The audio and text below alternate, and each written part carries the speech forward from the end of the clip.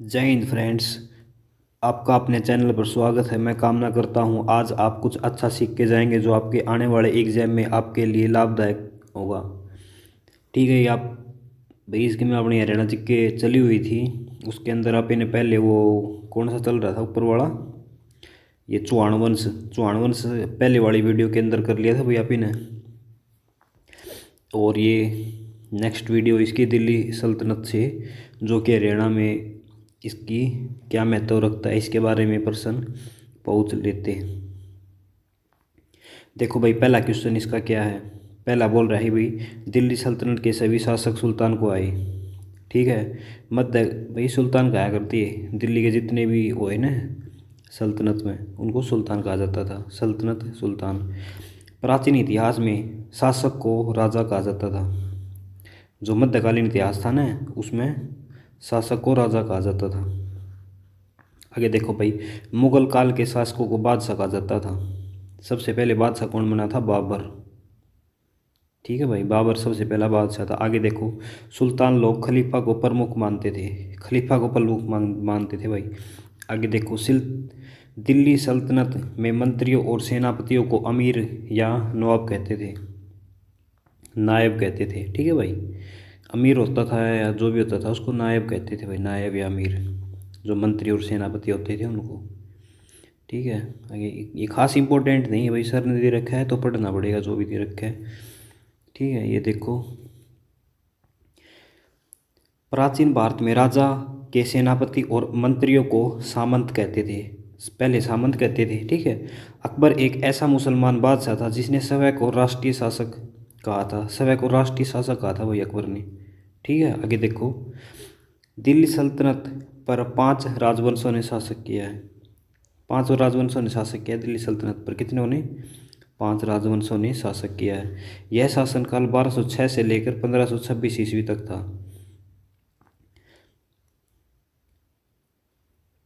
1526 ईस्वी तक था यह शासनकाल। भाई मतलब कैसे बोल रहा है ये सर?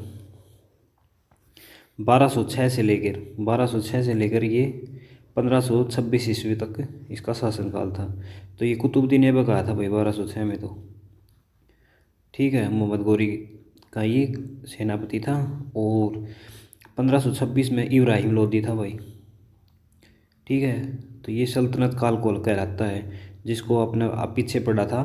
सल्तनत काल को सुल्तान बोला जाता था। और 1526 से लेकर जब तक औरंगजेब था, शायद 1707 तक, उस काल को मुगल काल बोला जाता है। और इसके अंदर इसको बादशाह बोला जाता था। आगे समझो आपको। सल्तनत काल में ये अपना कुतुबुद्दीन ऐबक से लेकर और लोधी वंश तक, और इसमें ये बादशाह तक। ठीक है, इसका नेक्स्ट पेज आगे देखते हैं भाई, इसके आगे वाले इसमें। एक मिनट भाई, ये देखो भाई, इन 5 राजवंशों ने 320 वर्षों तक शासन किया था। 320 वर्षों तक शासन किया था भाई। 320 याद रख लेना भाई। तुगलक वंश ने दिल्ली सल्तनत पर सबसे ज़्यादा बार शासन किया था। तुगलक वंश सबसे लंबा था। तुगलक वंश ने 94 वर्षों तक दिल्ली पर सल्तनत पर शासन किया था। दिल्ली सल्तनत पर खिलजी वंश ने सबसे कम शासक किया था। आगे देखो भाई, खिलजी वंश ने 30 वर्षों तक शासन किया था। आगे देखो, गुलाब वंश 1206 से लेकर 1290 ईस्वी तक रहा था। गुलाब वंश मध्य भारत का एक राजवंश था। इस वंश का पहला शासक कुतुबुद्दीन ऐबक था, जिसे मोहम्मद गौरी ने पृथ्वीराज चौहान को हराने के बाद नियुक्त किया था। कुतुबुद्दीन ऐबक एक कुतुब मीनार की नींव रखी और इसका पूर्ण निर्माण इल्तुतमिश ने करवाया था। और कुतुबुद्दीन ऐबक की मृत्यु 1210 में चौगान खेलते हुए घोड़े से गिरकर हो गई। इसके बाद इल्तुतमिश की गद्दी पर भाई कुतुबुद्दीन की गद्दी पर इल्तुतमिश बैठा था। और यो इल्तुतमिश की बेटी रजिया सुल्तान थी। ठीक है भाई, इसके अंदर समझने की बात यह है भाई, ये कुतुबुद्दीन ऐबक था, यो गुलाब वंश का पहला राजा था। ठीक है, जो 1206 में गद्दी पर दिल्ली दिल्ली गद्दी पर बैठा। तो हिस्ट्री में बोला जाता है इसने अपने आप को कभी भी सुल्तान घोषित नहीं किया। ठीक है, ये दिल्ली गद्दी पर कभी नहीं बैठा, ये लाहौर ही रहता था। दिल्ली इसकी राजधानी थी लेकिन रहता लाहौर ही था। इसकी मृत्यु हुई वो भी, इसकी दफनाया भी इसको लाहौर ही गया, इसकी कब्र भी लाहौर में ही है। जो ऐसा बोला जाता है पहला गद्दी पर बैठने वाला और भी दिल्ली को अपना मानने वाला इल्तुतमिश था। ये इसी का ही सेनापति था इल्तुतमिश, और इसी का ही वो था, और इसी की बेटी थी रजिया बेगम।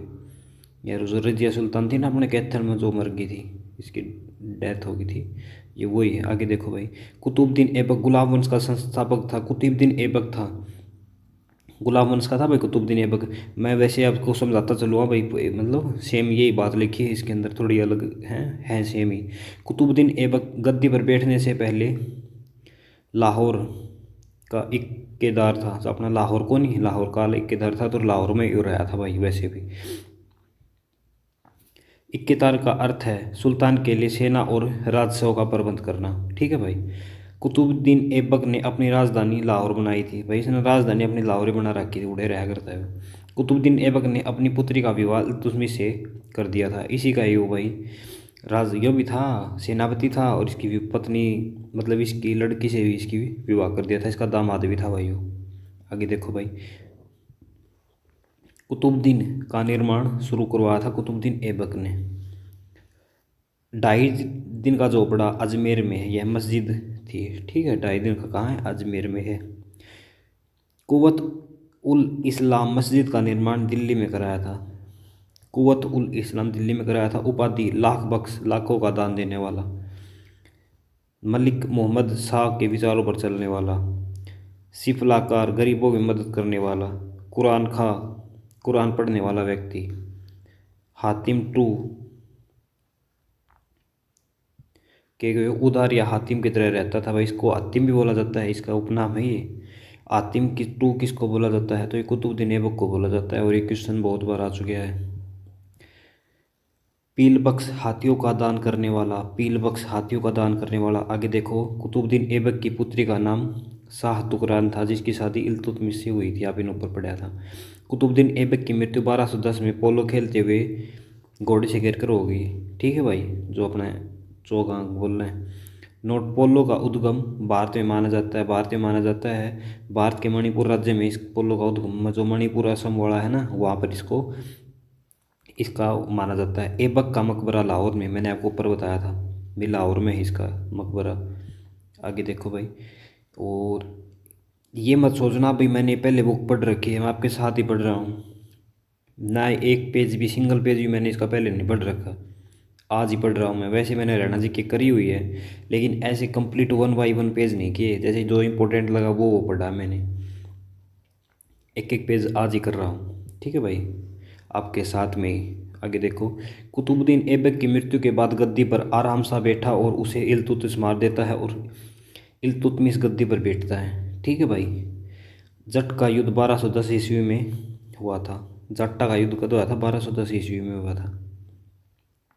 आगे, यह युद्ध आराम शाह और इल्तुतमिश के बीच हुआ था, और इल्तुतमिश ने युद्ध जीत लिया था। ये जो आराम शाह था ना, और इल्तुतमिश का, यो इसका लड़का था आराम शाह, तो जो आराम शाह था ना, यो इसका लड़का था, और यो इल्तुतमिश के था दामाद।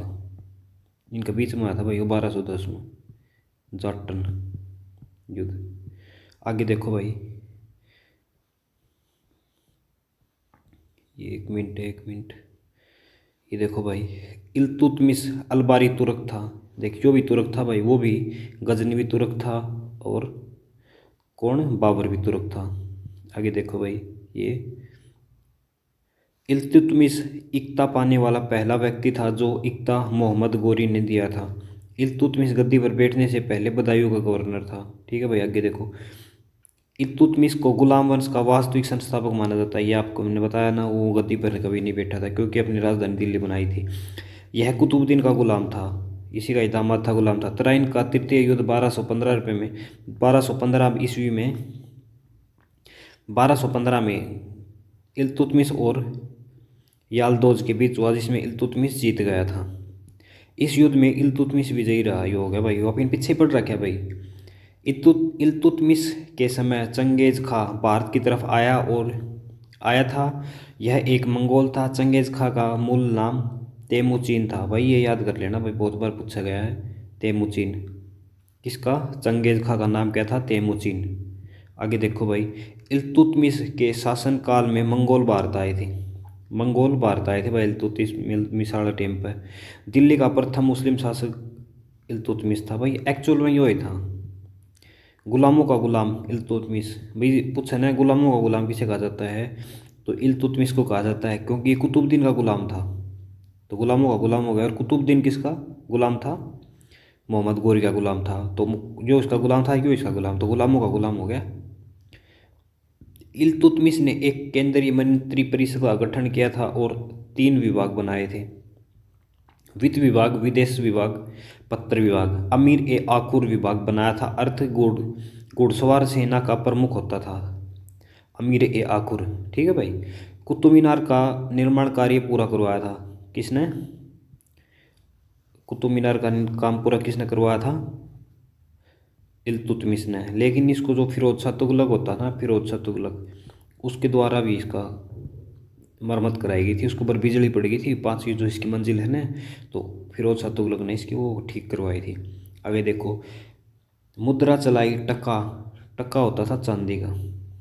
टका जैसे आप याद कर सकते हो भाई, टक्का क्या का लगाया कर? टक्का सोना का टक्का लगाया कर, चांदी का लगाया कर। और जितल, जितल था तांबा का। तल तय तय तय तांबा। ठीक है भाई। इनमें कुछ ज़्यादा समझाने वाला नहीं है भाई, ये रट्टा मारने वाले हैं, रट्टा मारो इनका डायरेक्ट। मकबरे का निर्माण शुरू किया था। मकबरों का निर्माण शुरू किया था किसने? इल्तुतमिश ने। इक्ता प्रणाली शुरू की थी। तुराक ए चहगानी का गठन, अर्थ है 40 गुलाम सरदारों का गठन। ठीक है भाई। मुद्रा बनाने के लिए टकसाल बनाए। मुद्रा बनाने के लिए टकसाल बनाए। आगे देखो भाई, सुल्तान ए गड्डी का मकबरा बनाया। जो सुल्तान ए गड्डी था ना, इसका मकबरा बना। मृत्यु 1236 ईस्वी में इल्तुतमिश की हो गई और इसके बाद गद्दी पर रुकनुद्दीन उसका बेटा बैठा था। रुकनुद्दीन था यो, इसका बेटा अयोग्य था, जिसको अमीरों ने दबा दिया था। इसे गद्दी से हटा दिया गया और इल्तुतमिश की पुत्री, जिसका नाम रजिया था, उसको उसे बिठाया गया। और वो भाई बिना वो, जैसे मुस्लिम नहीं पहनते हो बुर्का, वो बिना बुर्का वगैरह के आते थे, तो इनको अच्छा नहीं लगा, तो इसको पहले इसको बनाया और बाद में इसी के लिए हटाने के लिए वो हो गए, षड्यंत्र रचने लगे। और रुकनुद्दीन के बाद दिल्ली सल्तनत की गद्दी पर रजिया बेगम बैठी, जिसका जो अपने कुरुक्षेत्र में इस ना अपने कैथल में इसका वो नहीं हो गया था, डाकुआ ने लूट लिया था और इसकी मृत्यु हो गई थी। इसकी कब्र भी अपने कैथल में। आगे देखो भाई, रजिया सुल्तान इल्तुतमिश की पुत्री थी। रजिया गुलाब वंश की शासिका थी। दिल्ली गद्दी पर बैठने वाली पहली मुस्लिम शासिका थी। ठीक है भाई, दिल्ली गद्दी पर बैठने वाली मुस्लिम शासिका थी। ठीक है। याकूत को रजिया सुल्तान ने आमिर ए आखुर की उपाधि दी थी। आखुर आप इन पीछे पड़ा था भाई, घोड़ों का देख रेख करने वाला। रजिया सुल्तान का विवाह बठिंडा के सरदार इल्तुनिया से हुआ था। ठीक है भाई। रजिया सुल्तान की हत्या हरियाणा के कैथल में 1240 ईस्वी में डाकू की द्वारा की गई थी। आगे देखो भाई, रजिया का मकबरा कैथल में है, इसका मकबरा कैथल में है। और रजिया सुल्तान दिल्ली की गद्दी पर दिल्ली के अमीरों की सहायता से बैठी थी और इन्हीं के द्वारा इनको मार भी दिया गया था। ठीक है भाई। इसके और आगे देखते हैं कितने क्या हैं, 1 मिनट। ये देखो भाई, इसके आगे हैं रजिया सुल्तान पुरुषों की तरह चोगा कुलाह, जैसे टोपी वगैरह पुरुष की तरह रहती थी, उनको अच्छा नहीं लगा भी। ठीक है। रजिया बेगम को सत्ता से हटाने के लिए तुर्कों का हाथ था। आगे आ गया भी बलबन, इसका हरियाणा में बहुत योगदान रहा भाई। अपने सिरसा वाले वन इसने कटवाए थे। गोपालगिरी के किले का निर्माण बलवर ने करवाया। गोपालगिरी किन्ने किथे भाई मेरा है, यो अपना इस साइड मेवात वाली साइड में है शायद। गोपालगिरी का किला गुरुग्राम में स्थित है।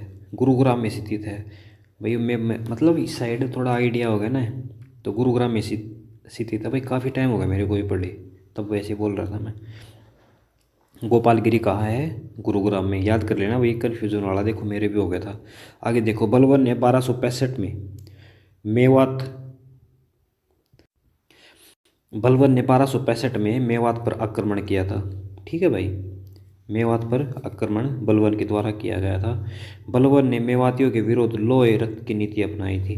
गुलाब वंश का शासन 1206 से 1290 तक रहा। गुलाब वंश को 10 वंश भी कहते हैं और मुगलक वर्ष भी कहते हैं। मुगलक का अर्थ है सैन्य कारणों के लिए दासों का खरीदना। उन्हें ममलुक कहा जाता है भाई, ममलुक। ठीक है। गुलाम वंश में प्रारंभिक शासक इसके गुलाम थे। गुलाम वंश में 11 शासकों ने शासन किया। ठीक है भाई, 11 शासकों ने शासन किया। और सल्तनत में कितने थे बताओ, उपलावन पड़ा था कितने, 5, इसके अंदर 11। आगे देखो भाई, वे शासक कुतुबुद्दीन ऐबक, ये जो 11 शासक थे वो बता रहा है भाई इसमें। कुतुबुद्दीन ऐबक इल्तुतमिश बलबली के तीनों किसी न किसी के गुलाम थे। ये गुलाम थे, जैसे यो इसका गुलाम था, यो इसका गुलाम था। इसकी वही क्वेश्चन आंसर करेंगे। पहला क्वेश्चन आंसर देखो भाई, दिल्ली सल्तनत के सभी राजाओं को क्या कहा जाता था, बताओ भाई। उसको सुल्तान कहा जाता था। सेकंड देखो भाई, प्राचीन इतिहास में शासकों को क्या कहा जाता था। प्राचीन इतिहास में शासकों को क्या कहा जाता था, राजा कहा जाता था भाई प्राचीन इतिहास में। और मुगल काल में शासकों को क्या कहा जाता था, बादशाह। पढ़ा था भाई अभी ऊपर। पहला बादशाह बनने वाला कौन था, बाबर। आगे देखो भाई, सुल्तान लोग किसको प्रमुख मानते थे, किसको प्रमुख मानते थे, खलीफा को। ये जो अपना जो बाबर आया था वो खलीफा को माना करते। इसको किसने 1924 में ख़त्म किया था। उसका एक्चुअल नाम पता नहीं है, आप देख लेना भाई। दिल्ली सल्तनत में मंत्रियों और सेनापति को क्या कहा जाता था, क्या कहा जाता था भाई, अमीर और नायब। आगे देखो, प्राचीन भारत में राजा के सेनापति और मंत्रियों को कहा जाता था, क्या कहा जाता था भाई, सामंत। दिल्ली सल्तनत पर कितने राजवंशों ने शासन किया, तो क्या था, 5 ने भाई। दिल्ली सल्तनत का शासनकाल क्या था, इसका शासनकाल 1206 से लेकर 26 तक था। कुतुबुद्दीन ऐबक से लेकर इब्राहिम लोदी तक। आगे देखो भाई, दिल्ली सल्तनत के सभी राजवंशों ने कितने वर्षों तक शासन किया था भाई, इसने 320 वर्षों तक किया था। दिल्ली सल्तनत पर सबसे लंबे समय तक शासक किसने किया था भाई, वो किसने किया था भाई, तुगलक वंश ने किया था भाई सबसे लंबे तक। इसकी देखो भाई 11 नंबर का। दिल्ली सल्तनत पर सबसे कम समय के लिए किसने किया था, ये भाई किसने किया था, खिलजी वंश ने किया था भाई सबसे कम। आगे देखो भाई, दिल्ली सल्तनत पर तुगलक वंश ने कितने वर्षों तक शासन किया था, तो भाई इसने 94 वर्षों तक किया था। 94 90 याद कर सकते हो। दिल्ली सल्तनत पर खिलजी वंश ने कितने वर्षों तक शासन किया था, खिलजी वंश ने कितने किया था भाई, खिलजी ने किया था 30 वर्षों तक। ये इंपॉर्टेंट नहीं है इतने, वैसे देख लेना भाई। दिल्ली सल्तनत का प्रमुख राजवंश कौन सा था, कौन सा था भाई, गुलाब वंश। आगे देखो, गुलाब वंश का शासनकाल क्या था उसका भाई, 1206 से लेकर 1290 तक। गुलाब वंश को क्या कहा जाता था भाई, इसको ममलुक वंश, दास वंश कहा जाता था। ममलुक का अर्थ होता है पैसे के लिए खरीदना। ठीक है, सैन्य कार्यों के लिए दासों को खरीदना। आगे देखो भाई, दिल्ली सल्तनत पर गुलाब वंश के कितने शासक ने शासन किया, गुलाब वंश के भाई 11 थे भाई, पीछे पड़ा था अभी। ठीक है भाई, इसकी नेक्स्ट देखते हैं। यह वीडियो यहीं तक रख लेते हैं भाई, इसके आगे ज़्यादा क्वेश्चन है। ये देखो, इसके यहाँ तक क्वेश्चन 80 क्वेश्चन है भाई, इसके 80 क्यों हैं, 92 क्वेश्चन है इसके टोटल। ठीक है भाई, तो 92 क्वेश्चन हैं, तो इसके अब ये ही कर लेते हैं। आगे के नेक्स्ट वीडियो में कर लेंगे, वीडियो लॉन्ग हो जाएगी, आप बोर हो जाओगे। जो भी करा है उसको अच्छे से कर लेना, कोई कमी लगे तो कमेंट कर देना, कमेंट के जरिए उसको दूर किया जाएगा। और अच्छी लगे तो लाइक और सब्सक्राइब जरूर करिए। बहुत बहुत धन्यवाद वीडियो देखने के लिए आपका।